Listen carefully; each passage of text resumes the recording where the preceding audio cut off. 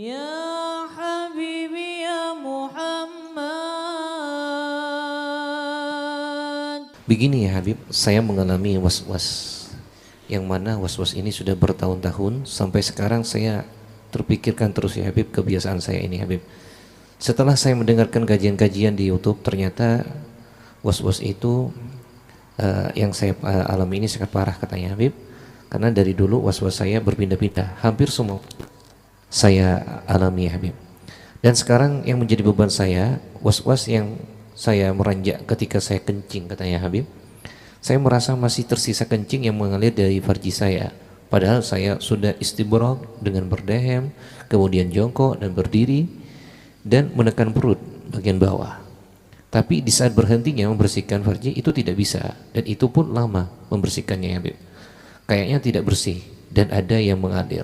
Dan ketika sholat pun juga begitu, yaitu ketika gerakan-gerakan kayak ada yang keluar sisa-sisa kencing tersebut ya Habib. Ini bagaimana, mohon bimbingannya ya Habib, karena dengan was-was ini saya sering menangis ya Habib. Naam ya.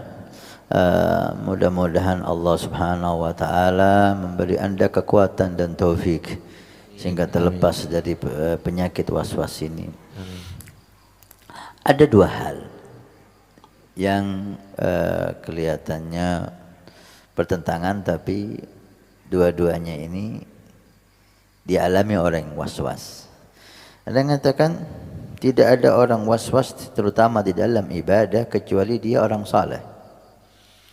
Orang saleh, dia ingin ibadahnya ini sempurna, sehingga syaitan masuk ke situ menggoda dia. Kamu tidak sah, sholat kamu tidak sah, wudhu kamu tidak sah, kamu batal.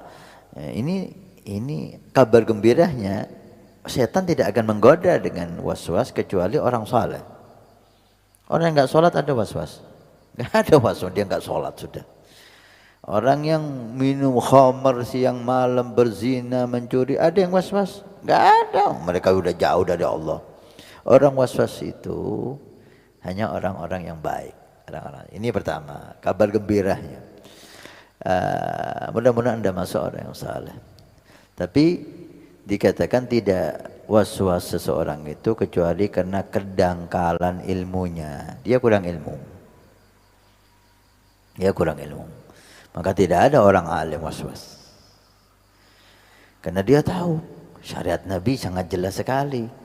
Enggak ada yang memerlukan was-was. Was-was dalam syariat Nabi enggak ada. Karena syariat Nabi begitu jelas. Seperti matahari di siang bolong, enggak ada keraguan sedikit pun. Jadi tidak ada yang perlu membuat kita ini was-was dan ragu dalam menjalankan ibadah kalau kita tahu ilmunya. Oleh karena itu, obat was-was dengan meninggalkan was-was. Gimana bisa kita tinggalkan was-was Habib? Memang harus ada cara. Meninggalkan was-was itu tidak bisa kita suruh orang enggak usah was-was, tinggalkan, enggak bisa. Dia harus yakin bahwa dia itu benar, baru dia bisa meninggalkan was-was itu. Solusinya untuk menumbuhkan bahwa Anda benar dalam istinja, benar di dalam sholat, Anda perlu mengetahui ilmunya istinja dari Nabi SAW. Kalau Anda istinja sesuai dengan anjuran Nabi, maka istinja Anda benar. Anda wudhu sesuai dengan anjuran Nabi, wudhu Anda benar. Solat Anda benar. Jika datang syaitan, istinja Anda enggak benar, solat Anda batal, wudhu Anda batal, Anda bisa tolak itu. La, saya sudah melaksanakan sunnah Nabi. Itu bisa. Salah satu cara untuk menghilangkan was-was di istinja, Anda laksanakan sunnah Nabi. Anda buang air dalam posisi duduk.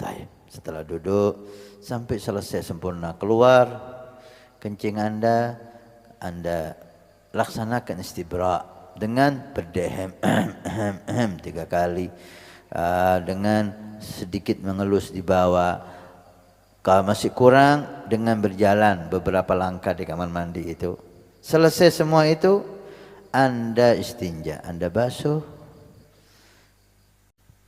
dan selesai Anda basuh, Anda ambil percikan air sedikit, Anda cipratkan, Anda percikan di baju Anda. Kalau laki di sarung Anda, di tempat yang dekat kemaluan Anda. Sunnah Nabi menceritakan. Untuk apa? Ketika datang syaitan, melihat ada tetesan basah di sarung kita, setan akan ngomong, ini kencing netes. Lah, kita bisa jawab, tadi saya kok yang menceritakan. Nah, itu salah satu obat menghilangkan was-was dari Nabi Sallallahu Alaihi Wasallam. Kemudian Anda wudu, setelah Anda wudu, Anda sholat, di tengah-tengah sholat terasa keluar, Anda teruskan. Kenapa keluar? Oh, saya nggak sakit. Saya nggak sakit, nggak keluar. Biarin, nggak usah dilihat, nggak usah dilihat. Tinggalkan. Gimana sholat saya, Habib? Sholat Anda sah. Sholat Anda sah. Gak usah Anda cek, gak usah Anda lihat. Nanti ketika Anda cek, setan membuat suatu hal fata morgana di kemaluan Anda, di mata Anda kelihatan basah, akhirnya bermasalah lagi. Gak usah Anda cek.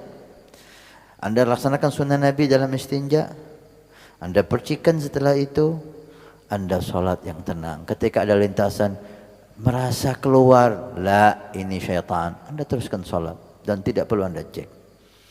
Insya Allah dengan demikian sekali akan datang lagi syaitan 2 kali, 3 kali. Kalau udah melihat Anda tidak peduli dengan bisikan syaitan, maka Anda ditinggalkan Anda oleh syaitan. Syaitan akan menggoda Anda dengan cara yang lain lagi. Wahakadha.